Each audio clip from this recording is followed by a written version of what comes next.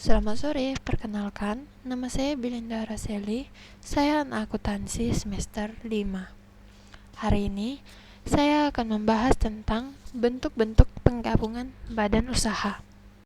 Bentuk penggabungan badan usaha.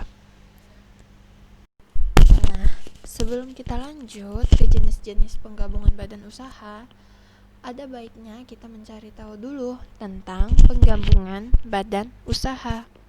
Pengertian penggabungan usaha. Berdasarkan Pernyataan Standar Akuntansi Keuangan atau PSAK nomor 22 tahun 1999, penggabungan usaha adalah pernyataan dua atau lebih perusahaan yang terpisah menjadi satu entitas ekonomi karena satu perusahaan menyatu dengan perusahaan lain atau memperoleh kendali atas aktiva dan operasi perusahaan lain. Nah, sekarang kita akan membahas jenis-jenis penggabungan usaha. Yang pertama ada merger. Dan ini contoh merger. Dalam penggabungan ini, perusahaan yang dipertahankan adalah PT Kalbe Farma Tbk. Sedangkan kedua perusahaan lainnya dibubarkan.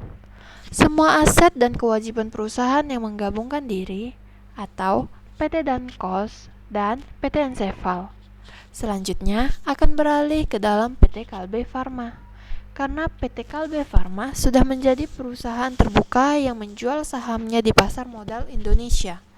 Proses mergernya juga diwajibkan dilakukan menurut aturan Badan Pengawasan Pasar Modal atau BAPEPAM. Kemudian ini ada kelebihan merger. Dan ini kekurangan merger. Dan ini. Nah, sekarang kita masuk yang ke nomor 2, konsolidasi. Nah, ini contoh konsolidasi. Nah, keempat bank tersebut mengalami kesulitan dalam mengatasi permasalahan finansial perusahaannya saat krisis ekonomi melanda Indonesia. Untuk menghentikan usaha yang selama ini mereka bangun pun merupakan hal yang sayang untuk dilakukan. Salah satu hal yang dapat dilakukan untuk dapat melakukan protek terhadap kemungkinan yang terjadi akibat krisis adalah bersatu padu dengan bank yang lain dengan melakukan kerjasama dalam bentuk konsolidasi.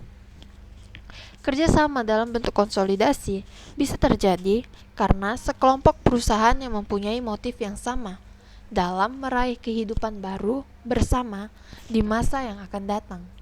Sehingga keempat bank tersebut melebur menjadi satu dan menjadikan mereka menjadi nama Bank Mandiri. Dan ini kelebihan konsolidasi. Dan ini kekurangan konsolidasi. Nah, sekarang kita masuk ke yang nomor 3, yaitu akuisisi. Ini contoh akuisisi.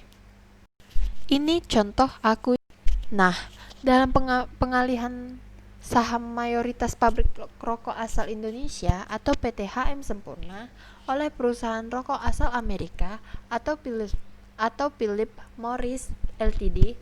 Akibat akuisisi tersebut, kendali perusahaan PT HM Sempurna tidak lagi berada di tangan keluarga besar Sempurna, tetapi sudah beralih tangan ke Philip Morris Ltd. Nah, ini dia kelebihan akuisisi.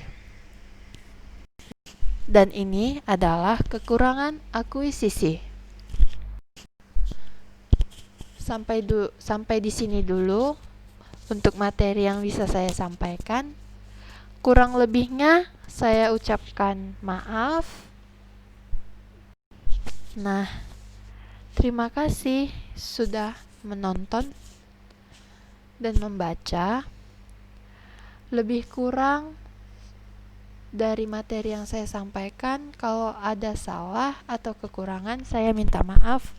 Mungkin hanya sampai di sini yang bisa saya simpulkan tentang badan usaha dan jenis-jenis badan usaha.